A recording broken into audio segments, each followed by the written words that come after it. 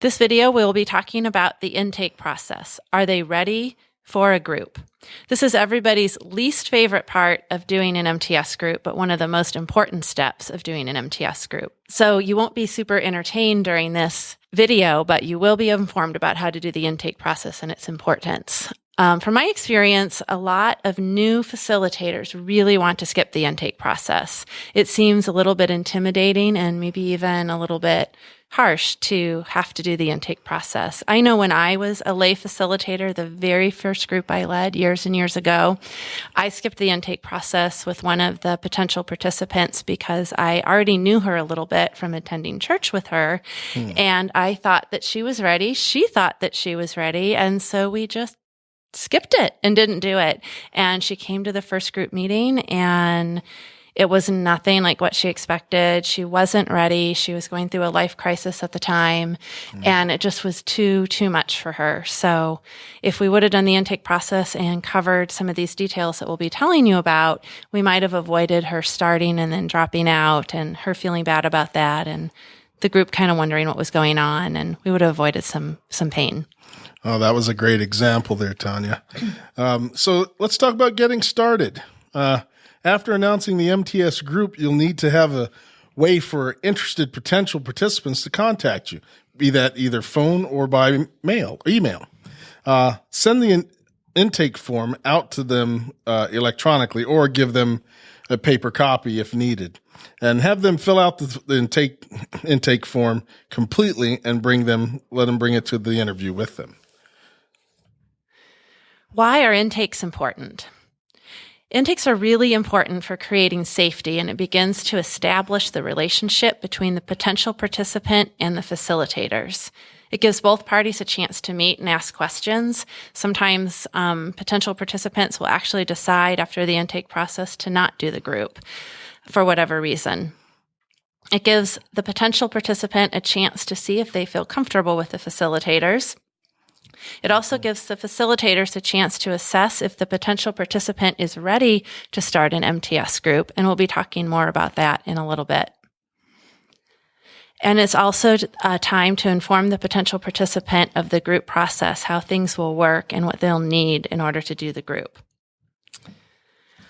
Now, Sean and I would like to do a role play just to give you a little bit of a picture of what an intake could look like.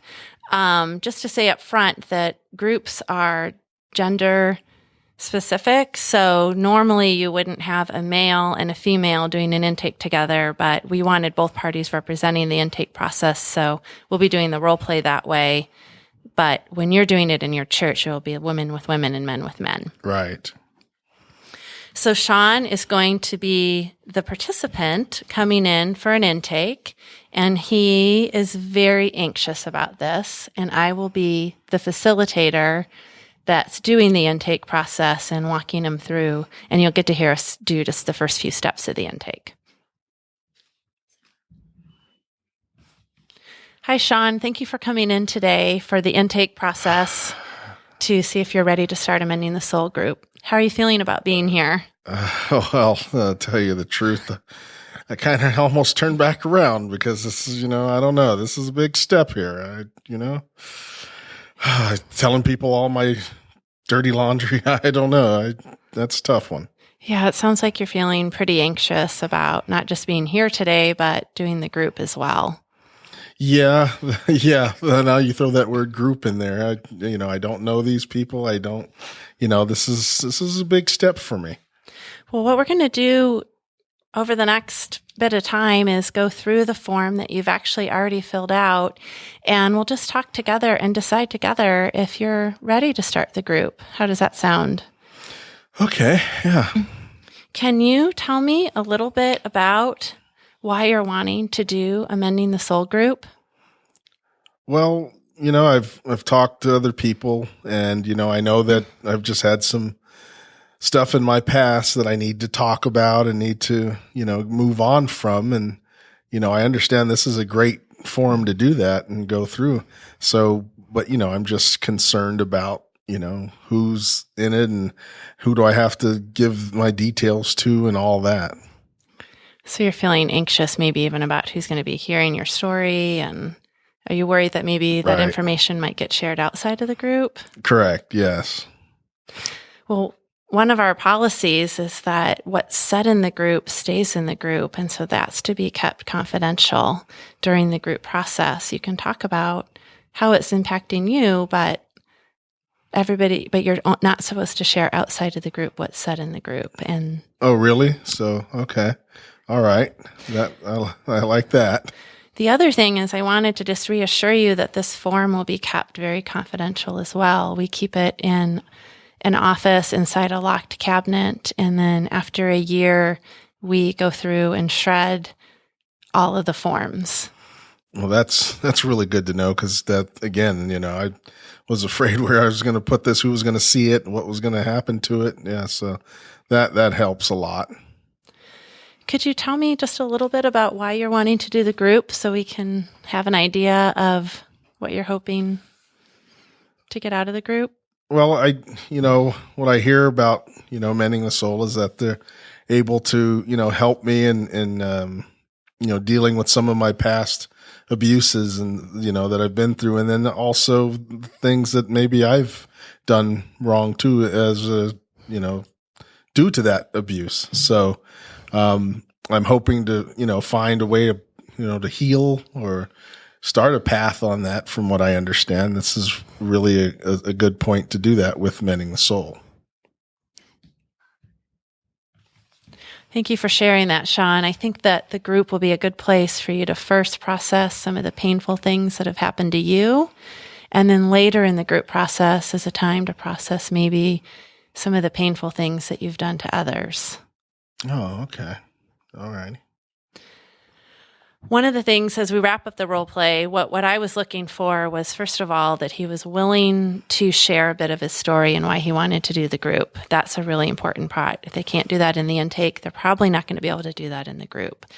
And he responded to my reassurances with the anxiety. He was open to my feedback. He wasn't not listening. He was responding. It was a good back and forth interchange. All right. Now, what is an intake? The intake and interview process, and we'll cover this a little more later, is a meeting between the potential participant and the facilitators. Ideally, the intake and interview process will be done with both facilitators, who will be leading the group, but there are some other options as well. The two facilitators divide up and do the interviews and intakes separately with potential participants. A counseling pastor or professional counselor in the church do the intakes for the MTS ministry. So you've got a couple of choices that might go down in that. Yeah, thanks, Sean. Every church does it a little bit different. My favorite is where the facilitators do the intake, because then the participants are meeting the facilitators are meeting the participants, but there are other options that you pointed out. Also, the intake form is in the MTS Facilitator Guide, and there are two versions, so I wanted to explain that. The first version is one for the potential participant to fill out. The second one is for the facilitators to use, and it guides them in what to look for with each question in the intake. So with each question that the potential participant answers, it says, hey, this is what you should look for in this question. And it indicates whether, depending on how they answer, whether they're ready or maybe need to wait and take some other steps first. The questions ask demographic information, a person's reasons for wanting to do the group, a little bit of their story, history about their mental health treatment, past counseling experience, and religious issues. All right. Thanks, Tanya. And just like in life, anything that is important bears repeating. So we're at this point of, well, let's just skip it, meaning the intake form. As you know, we covered this earlier. But many people are tempted to skip the intake process because, well, they feel it is mean or unkind to tell people no. They feel everyone should be able to do the group. They don't fully understand the protective nature of the intake. And they don't realize that delaying the group for a season could actually help the person get more out of the group and stay safe. Once a facilitator has done the intake in a group for themselves, you'll also experience firsthand why it's so important to do the intake process. It creates safety. I remember in a Mending the Soul basic training that I did, someone stood up and said that they had done a group. They said they were so thankful that we were talking about the importance of the intake process because in the group they had done, their facilitator had actually skipped the intake. And as they heard us talk about it, they realized that that actually would have been really helpful for them to set the stage and lay that foundation. So I think as you experience it as a participant yourself, you see how important it is, and then you'll do that and keep that template as you do your own groups. Exactly. Let's practice. Stop the video and look at the intake form in the facilitator guide, the potential participant version. Read through the intake form. And then think through, why would this intake form and interview process create safety? Next, read through the facilitator guide to intake form and interview. This is the version I was speaking about earlier where it gives you the things to look for during the interview. So read through that and then think through, how would skipping this do potential damage? If you're watching this video with another person or in a group, practice filling out the intake and then interviewing each other so you get that feel of what it feels like to fill out the intake and then be the potential participant and then the person interviewing. Well, as you see, the intake is a protective process for both the group and the potential participant. It protects the group by making them feel safe, and that's the primary goal for the intake process. It protects the potential participant by keeping each individual participant safe is another goal for the intake. It's very important to remember that the people filling out the intakes and doing the interviews are potential participants. This is not just a formality. It's an important process to determine readiness, or if not ready, what the next steps are to prepare for readiness. Everyone will not be ready for the groups. You will have to ask people to wait or not yet. Honestly, in my years of doing groups, this hasn't happened very often that I've had to ask somebody to not do the group or ask them to take other steps prior to doing the group. But it still is really, really important because it lays the foundation to get them ready for the group and they know what to expect. But it does happen from time to time that you have to ask somebody to wait and take some steps first. I actually had that happen with a participant when I was doing lay groups in the church, and I actually had to tell the same person no twice. Wow. Yeah, it was kind of hard. But the first time she came in and she actually had an untreated mental illness. And so that just became evident as she was speaking and talking during the interview process. She wasn't able to focus. She wasn't able to really listen to what I had to say. She kind of was all over the map with what she was talking about.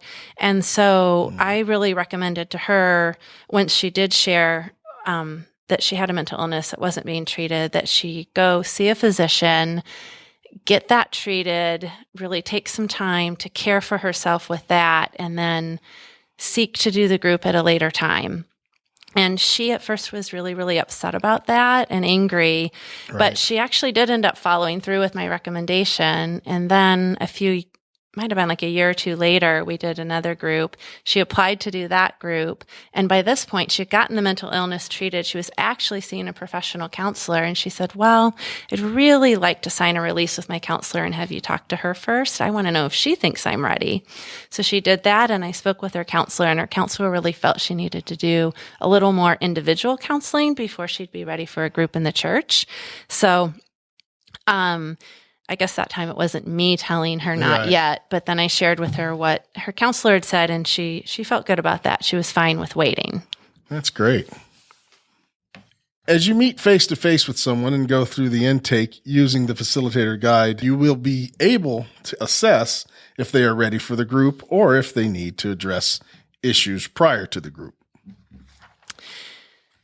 Some of the things that you'll be assessing for is untreated or severe mental health issues, untreated or active mind-altering addictions, untreated eating disorder, inability to share any of their story on the intake form and in the interview, inability to attend regularly due to a physical issue or maybe something else going on, an active life crisis, or any other reason that would keep a person from attending regularly. Other examples of things that might be that you wouldn't notice unless you did the intake would be maybe a very aggressive communication style, a potential participant that's very hostile or very dominating and isn't open to redirection. In the appendix of the workbook, there are screenings for alcoholism, eating disorders, and depression, and I encourage you to use those if you need guidance in assessing some of this. Yeah, definitely. That'll help. Well, now we'd like to do another role play where we'll give you an example of someone coming in for an intake who is more aggressive and dominating and actually is not ready to do a group yet. And Sean will be the participant and I will be the facilitator. And again, just a reminder, in an actual group, this would be like same gender.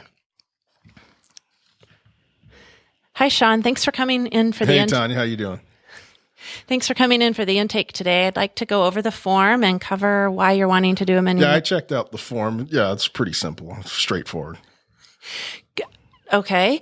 Well, could you just tell me a little bit about like what you put down on number 1, why you'd like to do the group? Well, I'll share that in the group, but I mean, what else is there in this? What else is in this Mending the Soul stuff that you got here? I mean, I saw that. I was filling it out. I know, but tell me something else. What else can I expect or whatever? Because, that's going to take a little time there. Well, actually, Sean, this is one of the most important things we'll do in the intake process is I need you to share with me some of why you're wanting to do the Mending the Soul group. That's a really essential piece. I just need to do it, because I got, people telling me, hey, it'd be good for me to take this, help out others, that type of thing there. Okay, so I hear you saying you're wanting to do it because others are telling you. Well, yeah, it's going to help me too. But, the main thing is that, I'm able to help other people. As we wrap up the role play, I'll just summarize some of the things that I was looking for. Actually, Sean, at this point, isn't ready to start a group. One thing that I was looking for is he wasn't able to tell his story. Multiple times he aggressively deflected and wasn't willing to go there. He said that he wanted to do the group to help others. He thought maybe it would help him, but he really wanted to do it to help others. And people need to be doing the group to do their work for themselves first. That's really important. He interrupted me a lot, and really even more than interrupting, I wasn't able to redirect him. He didn't respond to gentle redirection. So in a group, that could really overrun the group, take over the group, and feel unsafe. Great point. That's true. Now, let's talk. Getting to know the potential participant and why they want to do the MTS group is important. Going over the intake form, telling them about the reading and workbook homework, cost of the book and workbook, telling them about the sharing nature of the group and expectations of regular attendance, like not missing more than 2 groups if possible. The length of each group meeting usually goes about 2 hours, and duration of the group, how many weeks, is roughly 14 weeks. And also, we want to make sure we cover the confidentiality of that. Confidentiality of the group. Yes, you want to make sure that you're letting the participants know, kind of like we did in that first role play, that the intake form's kept confidential, but what's said in the group is kept confidential as well. I actually had an example of someone who decided not to do the group after the intake process that I just wanted to share. That when they heard about the group being 14 weeks long, and then they also heard that it's really recommended that they not miss more than 2 groups. They traveled a lot for their job, didn't realize that before they did the intake process, and just said, I really want to get as much out of it as I can, and they decided to wait until they weren't having to travel for their job so much. Again, stressing how important it is for the intake form, right? Absolutely. Yes. Now, to harp on confidentiality a little bit more, we want to explain the confidential nature of the group. And we don't want to, breach that confidentiality. We want to encourage our participants to share what they are getting from the group, how it's impacting their heart, and not others, other stories. We want to inform the potential members that the group is confidential. What is said in the group stays in the group. The assurance of confidentiality increases safety and promotes sharing. It's really important to do that in the intake process so the potential participants understand what will be expected of them. And also it starts again to build that foundation of safety, that if they think what they are saying in the group is confidential and in the intake is confidential, then they'll start to build that feeling of safety. It's also, like I just said, important to reassure them of confidentiality with the paperwork. Many people want to know what is going to happen to the intake once they walk out of the interview. And so it's important to let them know that it's stored in a secure, locked place that not everybody has access to, and that after each church may have a different policy, but we recommend that after a year that any of those forms that are left in the lock cabinet are destroyed or given back to the potential participant. And most likely, if a year goes by and someone decides they want to do another group or reapply for a group, that information is going to be outdated, and you'll want to update it anyway with a new intake. Great points. So you want to think through what's best for you and your church or organization. The most important thing is being careful with the information. You want it to be kept safe where not everybody has access to it and can read through it, and have a process for it. In the intake, you also want to inform them what will happen in the few instances where a facilitator may need to break confidentiality. It's important that someone knows this up front prior to doing the group. So it's really important to mention this in the intake process. The biggest thing to remember is that safety trumps confidentiality. So anytime there's a reporting issue, like abuse of a minor or an elder, this is an instance where confidentiality may be broken. But it is just important to say that the laws in every state are different, so it's really important that you know the laws in your state and you are following them. Also, we encourage you as you're starting up Mending the Soul groups that you have identified a professional that you can consult with. You can consult with that professional without using names. Maybe something comes up in the intake and you're just not sure about it and you don't have another seasoned facilitator to check with. Having a professional who you can call for that support is really important. So if you're able to identify someone who can offer you that support in your area, it's really helpful. Thanks, Tanya, for stressing all those important points. It's paramount to having the right selection going. And in choosing your group members, you want to talk and pray with your co-facilitator and make a decision on who's ready to proceed with the group. Be sure to follow up after the interview with each potential participant and let them know about if they will be able to proceed with the group or not. Be sure to communicate not yet. Be as sensitive as possible and tell them what steps to take to get ready for get the group in the future, to get into the group in the future. Seeing a counselor, maybe seeing a doctor, addiction treatment, inpatient psychiatric treatment, stabilizing life crisis, or working out a work schedule that would be, allow them to participate. Communicate that this is for their own well-being and to ensure that they do get as much out of the group as possible and stay as safe as possible. Follow up with the person to see how they're doing in the steps that are recommended, and to see what the additional support they may need from the church or others. It's really important that when you're saying not yet, that you do it sensitively, like you were saying, Sean, and just also that you convey that it's because you really care about them and you want them to get as much out of the group as possible, and that you want them to be as safe as possible. And I think the more you can convey that concern and sensitivity and use really gentle language and give them ideas of what they do need to do, that'll help them be able to receive a difficult message maybe a little bit easier. Right. In summary, it's important to remember that just your presence matters to the people that are coming in contact with you. No matter how brief your encounter is, you're the beginning of their healing journey and one of their first people walking beside them during that. Thank you. Thank you.